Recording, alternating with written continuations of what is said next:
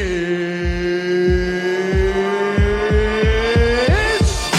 time!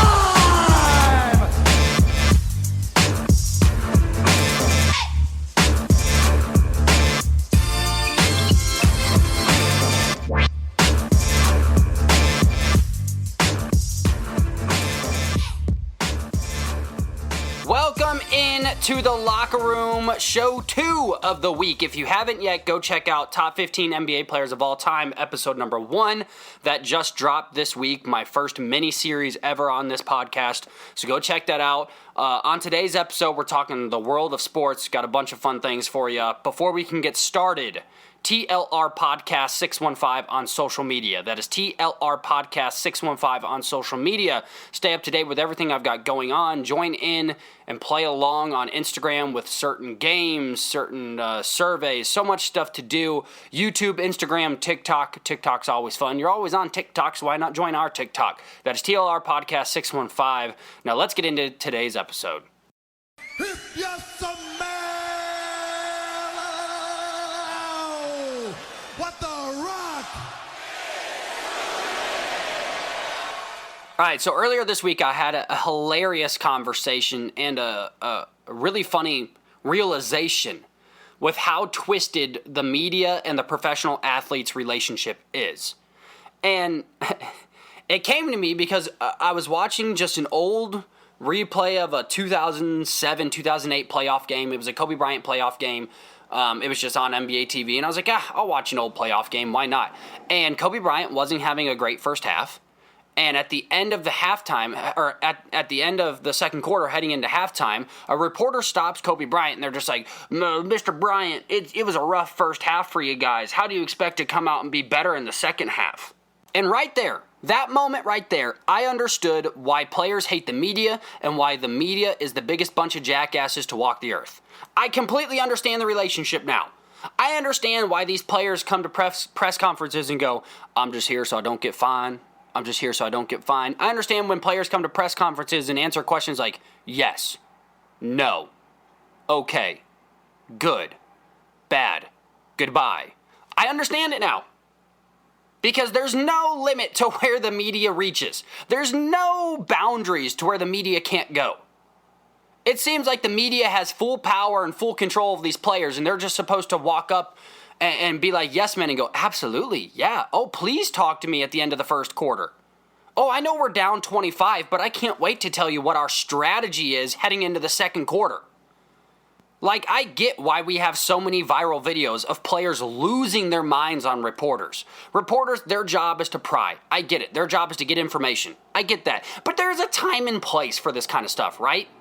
When you just lose an NBA Finals, the biggest jackass in the room is the reporter like, well, how bad did you guys suck tonight? Oh, I think pretty bad. We lost the championship. I don't understand how these reporters just have full power to like, it's halftime in the Eastern Conference Championship, and they're having a really bad game, and they're going up to Giannis like, Giannis, you guys are, you're really terrible right now. Like, what are you going to do better coming into the second half? Do you think you even have a chance, or should you give up now?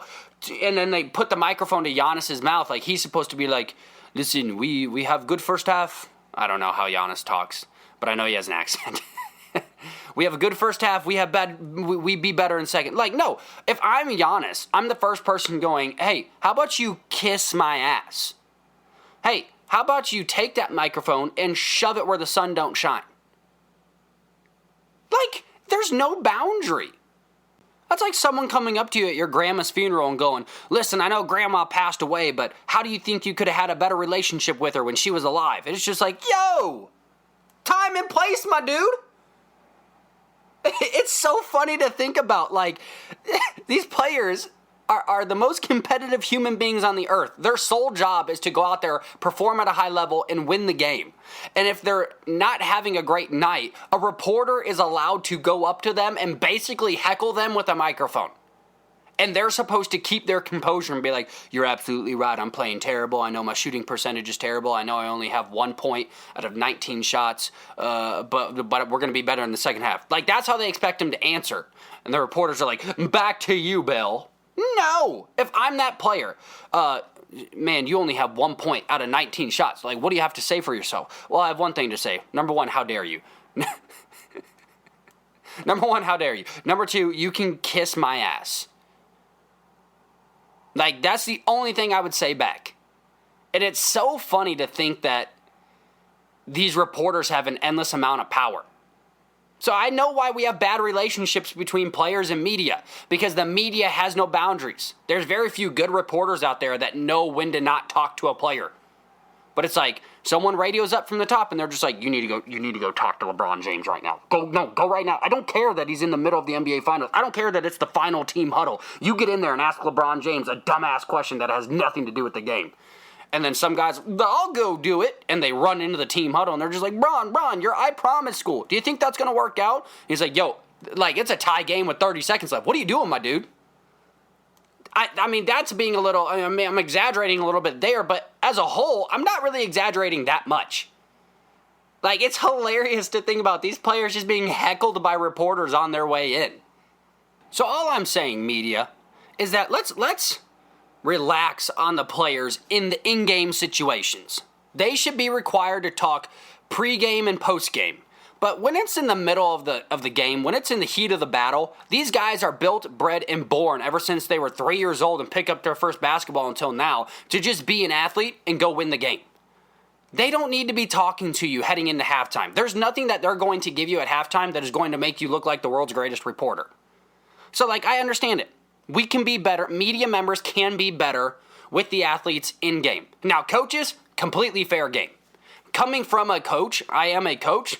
Listen, it should be my job to address the media. That is part of my job description. I am the voice of the team. I am the voice for the team. Therefore, I need to speak to the media.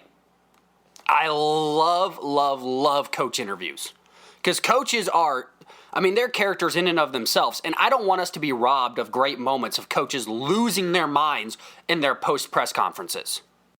I mean, some of the most iconic moments of all time come from the press conferences. They are who we thought they were, and we let them off the hook. I did a whole TikTok series on coaches going crazy in the post-conference press room, and they're greatest. They really are the absolute greatest. I mean, who doesn't want moments like these from coaches? Got our ass totally kicked. We couldn't do diddly poo offensively. We sucked. Coaching did a horrible job. The players did a horrible job. We got our ass kicked in the second half. The Bears are who we thought they were. That's why we took the damn field. Now, if you want to crown them, then crown their ass. But they are who we thought they were. And we let them off the hook. There's 3 quarterbacks on this football team. Whichever one starts. Whichever ones don't, we'll back them up. Period. Cut and dry. It's nobody's concern but ours. Nobody's. Next. Injuries from the game. Talk to the trainer. Next. Mike, why are you in such a bad mood? What do you care? Okay? If you were 2-7, you'd be in a bad mood too. The playoffs? Don't talk about playoffs. You kidding me? Playoffs? I just hope we can win a game. I mean, I completely hate candy corn. When I was a kid, gummy bears for sure. Sour or regular? The Haribo. It's got to be the Haribo ones. And then the other thing I like is when they used to have the sprees in a box. Outstanding. You have to go to the dollar store to find it, but I do. And then the latest, there's still candy innovation, although a while back I found that Europe had better candy than we did overall because they have gummy everything. And then, they have those Nerds clusters, which is new. The gummy. Yeah, which is good. The Nerds clusters is good. And then if you go chocolate, probably Almond Joy. By the way, that last one was Mike Leach post losing a game. He loses a game, and the very first thing he says in his on-field post-game interview is how much he hates candy corn, he loves gummy candy, and how we need to protect the gummy world at all costs. No. We don't need to protect the gummy world at all costs. We need to protect Mike Leach at all costs. These are the moments that we deserve in football, and it needs to come more from the coaches than it does the players. I mean, old school coaches were the absolute best. You couldn't say half the stuff that they said back then.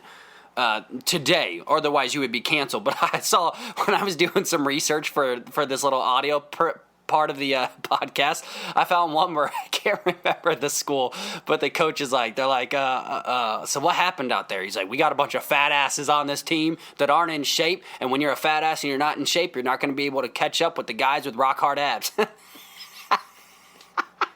I can't remember which team it was, but it was like some off-brand video. I'm pretty sure it was like a high school team in Texas, which, you know, go figure, Texas is the only one that has media days after high school games.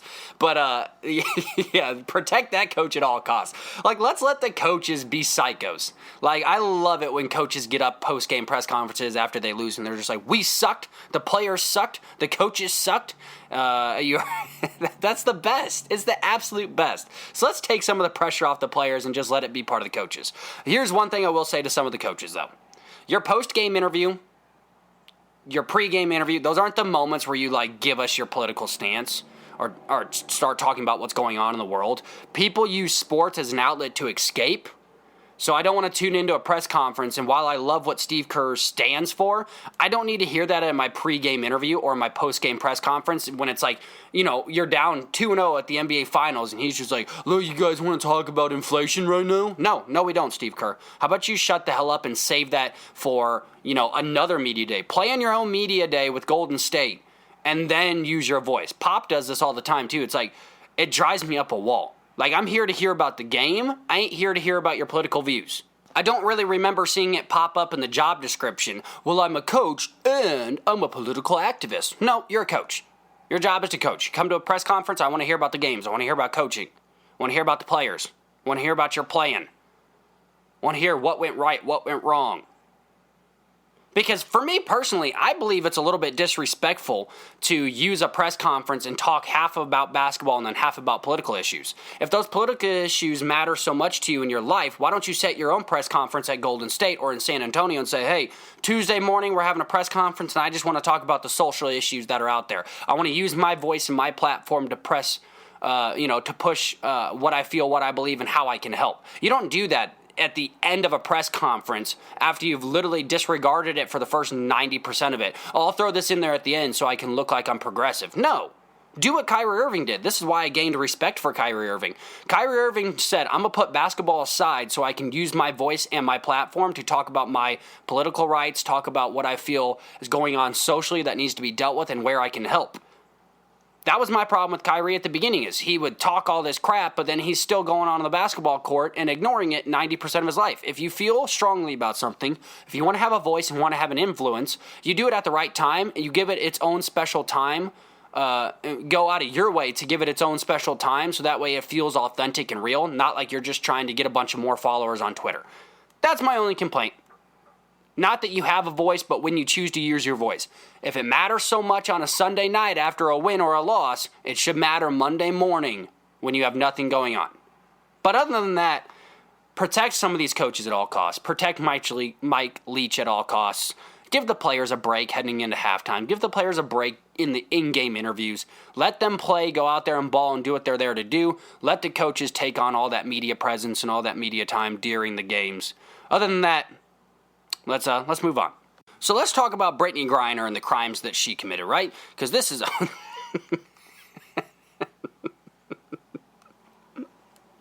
let's move on to the NFL.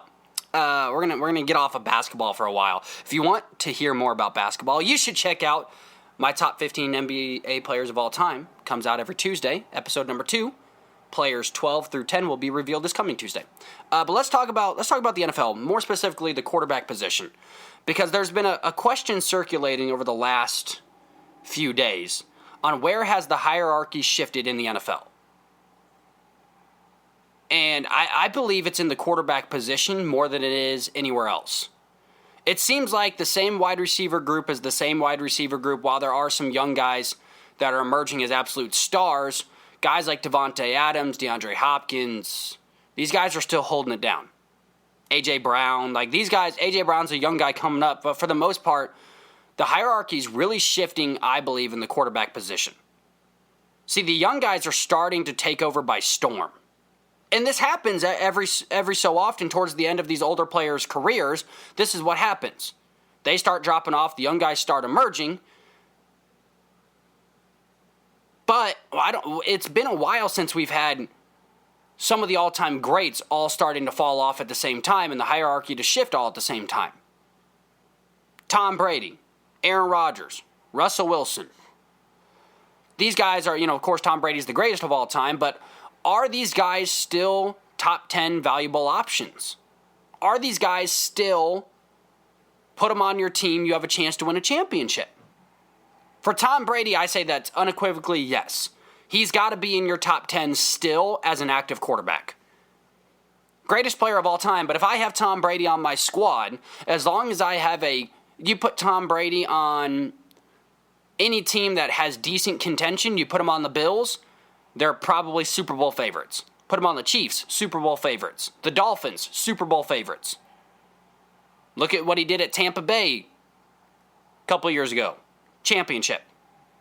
I believe even after his fake retirement and then reinstatement, Tom Brady is still a valuable top 10 option in the NFL. Guys like Aaron Rodgers, Russell Wilson, what have they done in the postseason over the last several years? And I get it. It's the teams that they're on. For Aaron Rodgers, I would say that's not true. For Russell Wilson, I could somewhat make an argument and say, well, he's had a bad team. Well, he's had a bad offensive line. Well, his defense isn't great. But he still had DK Metcalf. He still had Tyler Lockett. He still had a decent running back core at times. And Russell Wilson still couldn't will his team to victories in the playoffs. Still couldn't get his team to the playoffs. Still fell short. The hierarchy of the Russell Wilsons, Aaron Rodgers, all of these are starting to shift, and there's young guys that I would put in front of them in a heartbeat. I'm interested to see Russell Wilson kind of be reinvigorated this year by playing for the Denver Broncos. He's got a much, much, much better offense. He's got a decent offensive line, not great. He's got a good defense. Like, this is a team that if Russell Wilson is still that guy, this is a team that he needs to find massive success with this year in order to maintain a top 10 presence. I mean, ever since 2012? When's the last time you've seen Russell Wilson have a spectacular playoff run? When's the last time you've seen Russell Wilson will his teams to multiple victories? Yes, his numbers look great. He had offensive weapons. He was putting up decent numbers. But it wasn't accumulating to wins, so it doesn't matter. He's Jay Cutler on the Chicago Bears. If you ain't winning football games, just because you throw for 400 yards, but you've attempted 33 throws, I don't care. The hierarchy is finally shifting in the quarterback position in the NFL. And guys like Russell Wilson, Aaron Rodgers are out of there. I'm going to give you a rough top 10. None of these are going to be in order at the end of this segment. And these are the top 10 guys I have in my top 10. When we get closer to football season, I'm going to do a full breakdown in my mini-series on why I have these guys ranked where they are. But at the end of this segment, I'm just going to give you 10 guys at random that deserve to be in the top 10 in no particular order. So I just want to preface that now so that way when I give you my top 10... and I just throw names out there, you're like, how in the world do you have this guy at number one? I don't have anybody numbered yet. The only thing I've gotten down is who should be in my top 10 right now. Especially Aaron Rodgers, though. Let's look at Aaron Rodgers. What has Aaron Rodgers done for you lately? Can't perform in the playoffs. Can't will teams to victory. Can't win the big dance. He can get to a conference championship. Congratulations. But he shows up small in every conference championship. He shows up small in every big moment. Aaron Rodgers is not the guy you want in your top 10 right now. You put Aaron Rodgers on any team that's a contending team, I'm not sure that Aaron Rodgers can will that team to a victory. Because he's proven with very, very good, very, very talented Green Bay teams that he still can't get it done at a high level. He's not winning you playoff series over and over and over again.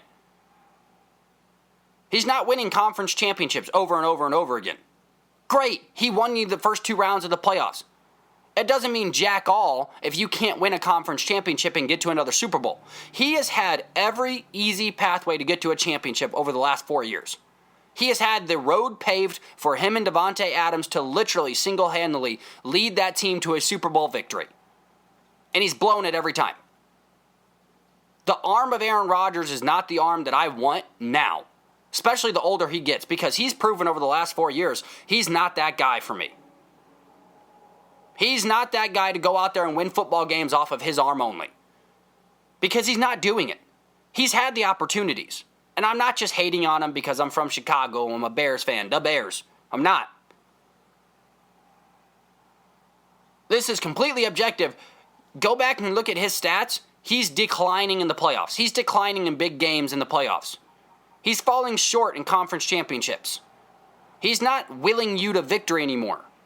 He's not dragging teams to Super Bowls. He's had very, very good teams. Very, very good defenses, very, very good teams. He had a great running back, great wide receiver combo. He had no excuse. Everybody's like, he needed more weapons. He needed more weapons. Why? Tom Brady did it with Danny Amendola and Wes Welker. If you're that guy, you can will teams to victory. LeBron James willed the Cleveland Cavaliers to championships with Matthew Dellavedova as his second best player.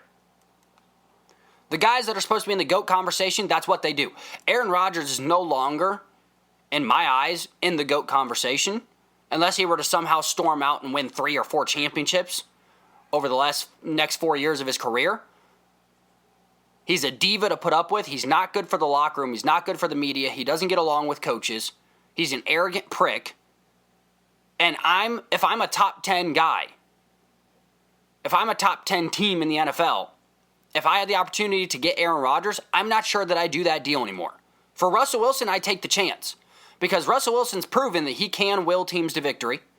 Russell Wilson has proven he can win consistently at a higher level than Aaron Rodgers, although as of late, Russell Wilson's not shown much. But like I said, with Denver, Russell Wilson will have every opportunity to shine and be successful. Aaron Rodgers has had the better teams as of late. Some of the best teams in the NFL have been Aaron Rodgers-led teams, and he's not been able to will them to victories. So Aaron Rodgers is not in my top 10. If I'm the Buffalo Bills, am I better with Josh Allen or Aaron Rodgers? Josh Allen. Josh Allen's proven to continually grow every year, proven to be a little bit more consistent, and proven to be ready for big-time moments. He's winning more games every single year, getting to conference championships every single year. If it wasn't for Patrick Mahomes winning a coin toss in overtime this past season, he's in the damn Super Bowl.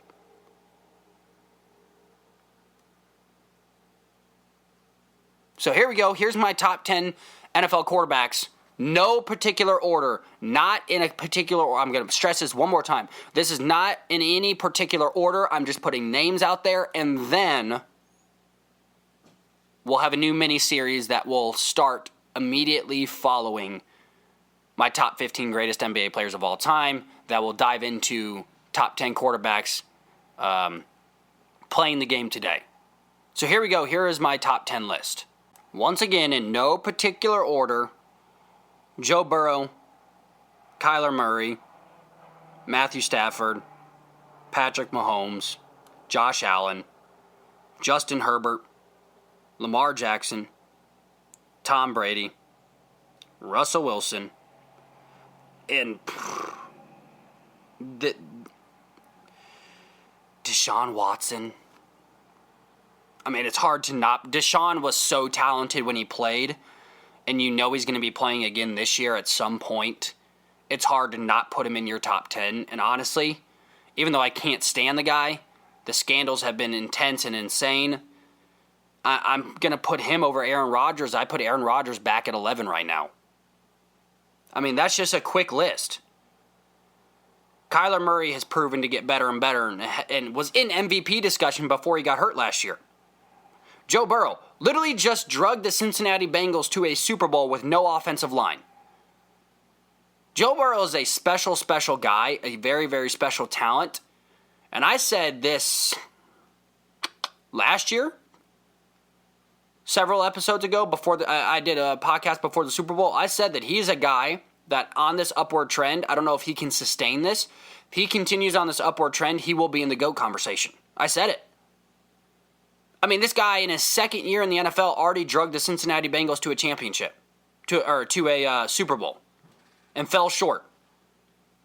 Joe Burrow's the real deal. Matthew Stafford just won a Super Bowl.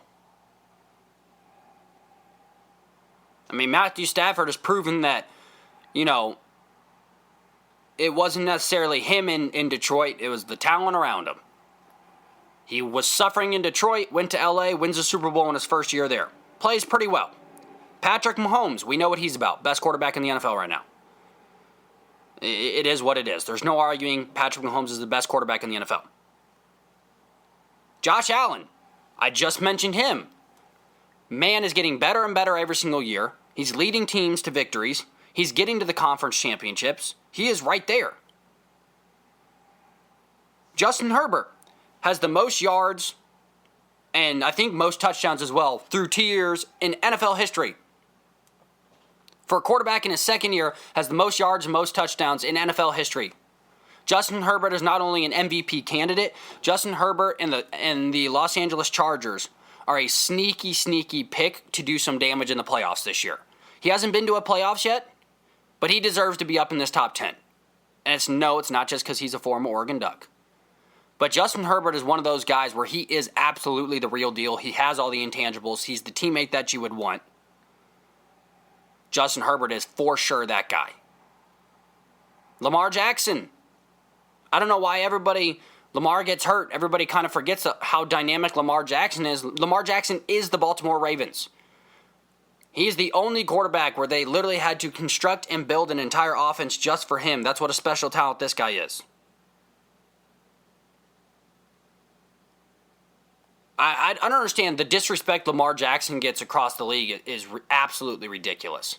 Guy's a very special talent. Every single year that Lamar Jackson plays, every single game that Lamar Jackson plays, he has the opportunity to beat you in unique ways. I'm choosing Lamar over Aaron Rodgers. I'm choosing Lamar over Mac Jones. So put some respect on Lamar Jackson's name. Tom Brady. The fact that Tom Brady isn't in people's top 10s right now makes me want to punch you directly in the throat. I've seen lists where Tom Brady he's proven from the last game that he played, he can still throw the football at a high quality. He almost won that playoff game.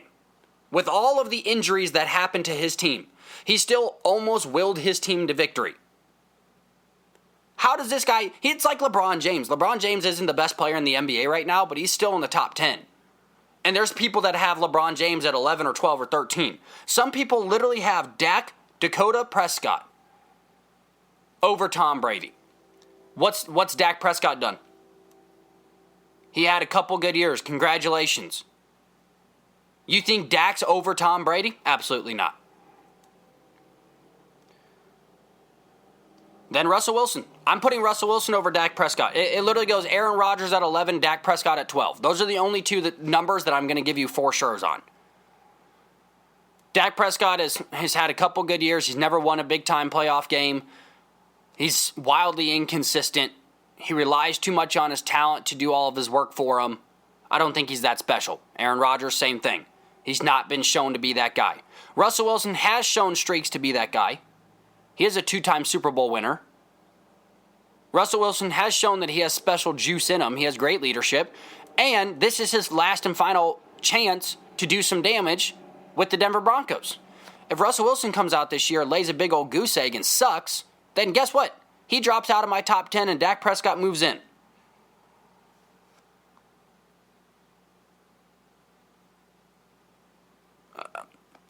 I'm going to squeeze Russell Wilson in there. And then lastly, Deshaun Watson. I haven't seen Deshaun Watson play football in 2 years, but I know what a special talent that he is.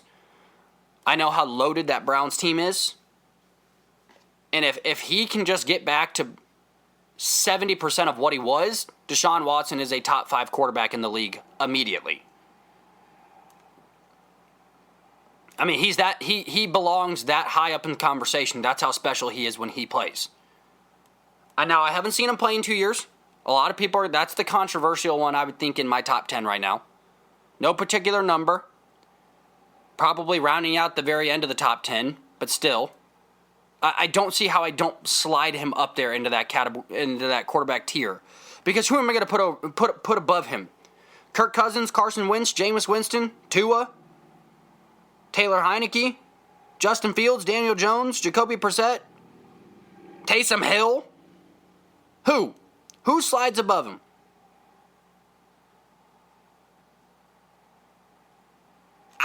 I can't in good conscience slide any... Mac Jones? You putting Mac Jones over him? No. I can't in good conscience put anybody above him right now. I can't put Aaron Rodgers above him because Deshaun Watson, when he plays, has shown to be able to will teams to big victories. And that was with a Texans squad that literally had one player on it, and that was DeAndre Hopkins.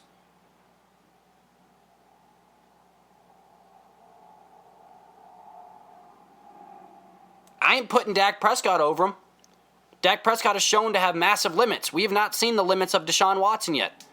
The limits that he had before the last time we saw him play football, the limits he had was, I don't know, MVP, leading Texans teams to playoffs, top 5 quarterback in the NFL, on a better team with the opportunity to win a Super Bowl based off of what a special talent he is alone.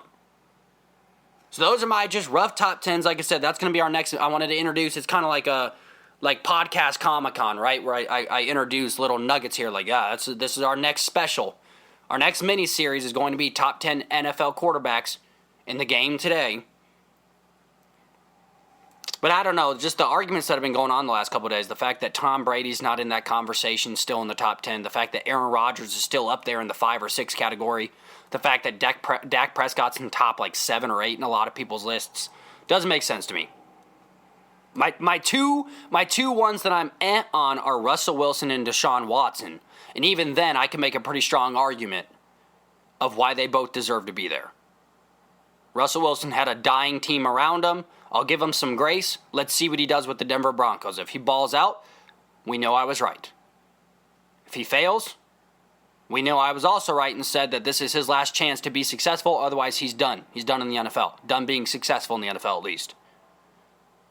And Deshaun Watson, if he can stop getting massages and can start focusing back on football, well, we know what he's about. We know that he can come back, probably still be a top 10 guy in the NFL, probably still be a top 5 guy at some point. And with that Browns squad, he very easily could take them easily to a conference championship, probably a couple Super Bowls. Well, there you go. There's the episode for the day. 2 episodes in the books for this week. Listen, people, I told you it was happening, and it finally happened. I know some of you are like, wow, we didn't believe you. You were full of shit so many times. But believe me now. Trust me now. I needed the mental break. I needed to walk away. I needed to get some things in order. I got some new jobs starting. Got some new ink on the arm. So I've been busy, but I'm so glad to be back behind the microphone. Make sure you check out Top 15 Greatest NBA Players of All Time. I've done a lot of work on that. Very, very proud of that product, and I would love for you to listen to it. If you like it, share it with a friend. If you like this episode, please like it and share it with a friend. Comment below. Follow on social media, TLR Podcast 615. That is TLR Podcast 615.